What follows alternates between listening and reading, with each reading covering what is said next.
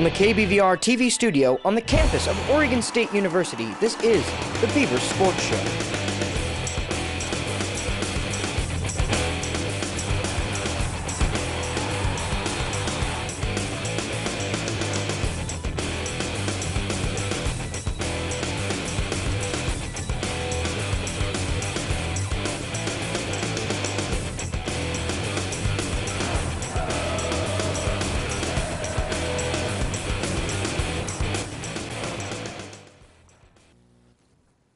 Welcome back, Beaver Nation, to another episode of the Beaver Sports Show. And it was certainly a great weekend for the Beaver baseball team as they swept the Stanford Cardinal for the first time in school history at Sunken Diamond and moved to number 3 in BaseballAmerica.com. The gymnastics team was in Cleveland this past weekend to compete in the NCAA championships, and 5 Beavers earned top 10 finishers, with Jen Kessler getting second in the uneven bars. Alongside me, as always, is Rick Stella, and I'm Boone Kruger.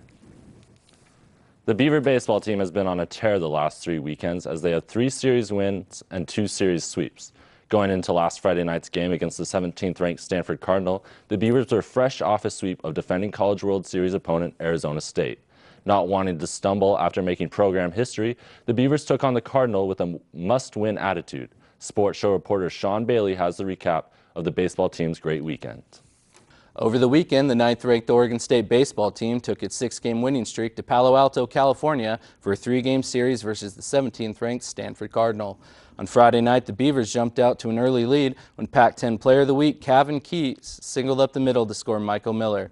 That was all the runs the Beavers would manage on the day, but that was more than enough for pitcher Sam Gaviglio, who pitched 8 shutout innings to pick up his 7th win of the year, as the Beavers held on 1-0. On Saturday, Oregon State had no shortage of offense as they jumped on Stanford early and often.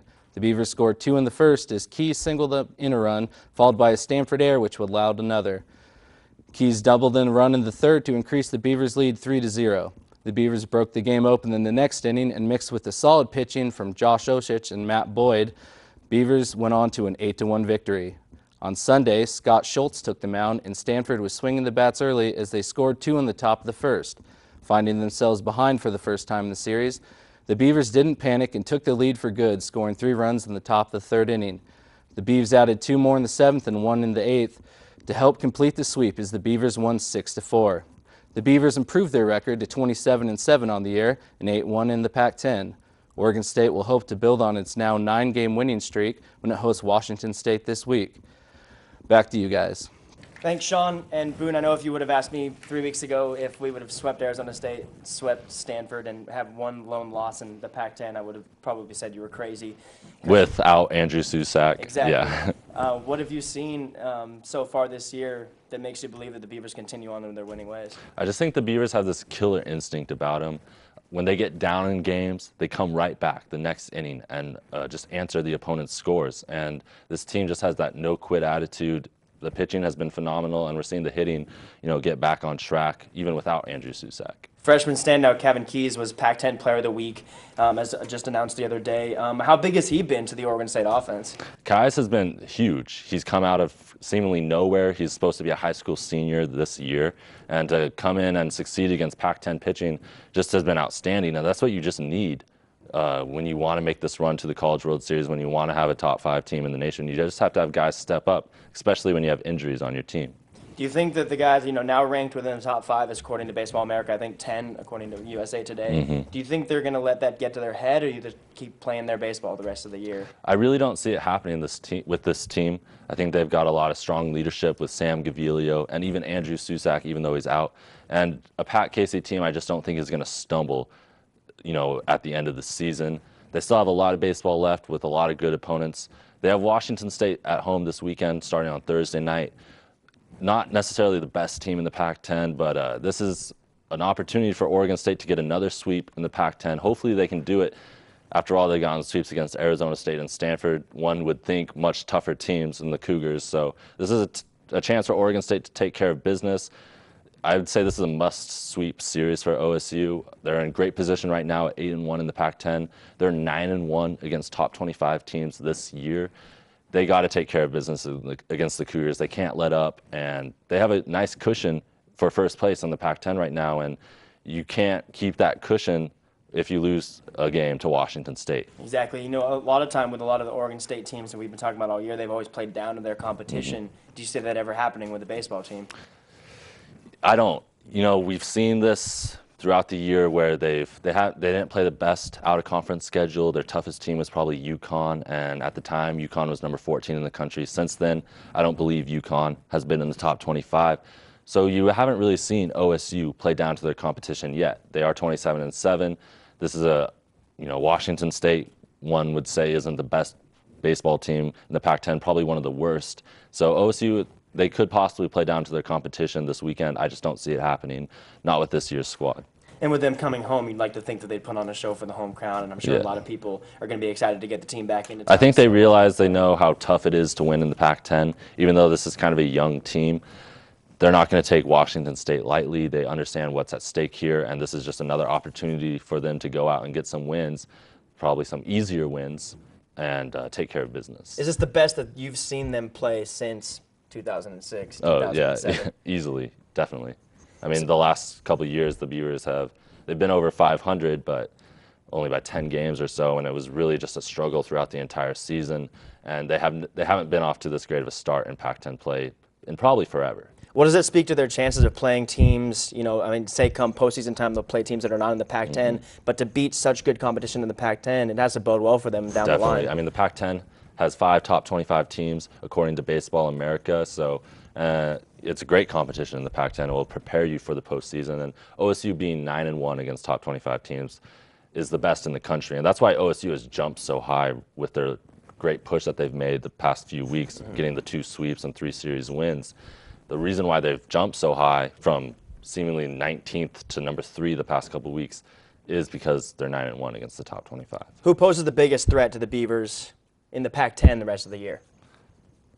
There's a couple teams, UCLA, USC. UCLA is in second place right now, so that's going to be a tough series for OSU. Well, the Beavers return home this weekend on Thursday. Make sure to catch that game as they open up their their weekend series against Washington State. The OSU softball team traveled south to California this past weekend with 4 games on tap as they hope to rebound from winning just 1 out of their last 6 games. They kicked off the weekend with a game against Santa Clara on Thursday, then headed to Palo Alto for a 3-game series against Pac-10 opponent, the Stanford Cardinal. Sports reporter Jenna Janes has more in this sports news update. Last Thursday, the Oregon State softball team won 4-3 against the Santa Clara Broncos. Oregon State took the lead in the bottom of the first inning.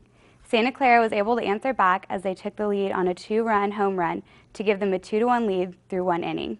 Oregon State's Tina Adrina ended the game pitching the final 5 innings. She allowed 1 earned run on 3 Broncos hits and struck out 6 while walking none in a winning effort. She moves 5-5 on the season. Friday night at Smith Family Stadium in California, the OSU softball team played the Stanford Cardinals, losing 7-0. The Cardinal got on board with a run in the first inning. They added another run in the second on a solo home run, then 3 more in the third to take a 4-0 through 3 innings. The Cardinal added the unearned run in the bottom of the 4th on a throwing error, which allowed the runner to score from the 3rd. The Cardinal weren't done as they added 1 more run to the bottom of the 6th, which finished the game with 7 runs to the Beavers 0. Thanks, and back to you guys. After losing to Stanford 7-0 the day before, the Beavers looked for a victory against the Cardinal in Game 2. However, Stanford, being the number 11 team in the nation, took an early 4-0 lead after the first 2 innings. Oregon State was able to answer in the top of the 4th inning when junior Paige Hall hit her 6th home run of the season to cut the Stanford lead 4-1. However, that was all the offense Oregon State could generate as the Cardinal finished the game with 4 unearned runs to win the game 8-1. After losing the first 2 games to the Cardinal, the Beavers hoped to salvage 1 win going into Sunday's game. But once again, Stanford proved to be too tough as they beat the Beavers 3-1. Sophomore Maggie Dormus led the Beavers in hitting, going 2 for 3 on the day. With the loss, the Beavers fell to 18-16 overall and 1-8 in Pac-10 play. Oregon State will travel to Eugene for the annual Civil War this coming weekend. We're going to take a quick break here at the Beaver Sports Show. When we return, we cover how the gymnastics team did out in Cleveland and take a look at what it's like to be on the golf team on the road. This is the Beaver Sports Show on KBVR.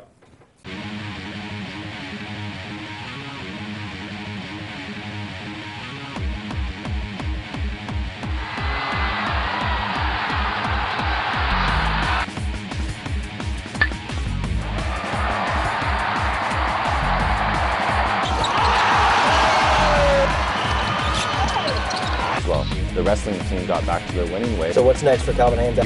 Where we show the world watching the Beaver Sports Show on KBVR. Welcome back to the Beaver Sports Show. The gymnastics team headed to Cleveland this past weekend to compete in nationals with hopes of bringing home a national championship to Corvallis. The uneven bars had been one of the Beavers' strengths all year, and nationals proved much of the same as 3 OSU gymnasts found themselves on the podium after the event. Jen Kessler finished second overall, scoring in 9.875, with Michaela Stambaugh and Olivia Vivian tying for 3rd and 6th respectively. Stambaugh also recorded an 8th place finish in the floor exercise, and Leslie Mack finished 10th on the balance beam. Although bringing home the national championship was a priority to the OSU gymnasts, just placing in the top 10 and receiving All-American honors was enough to satisfy the talented team. Congratulations, gymnasts, on an outstanding year.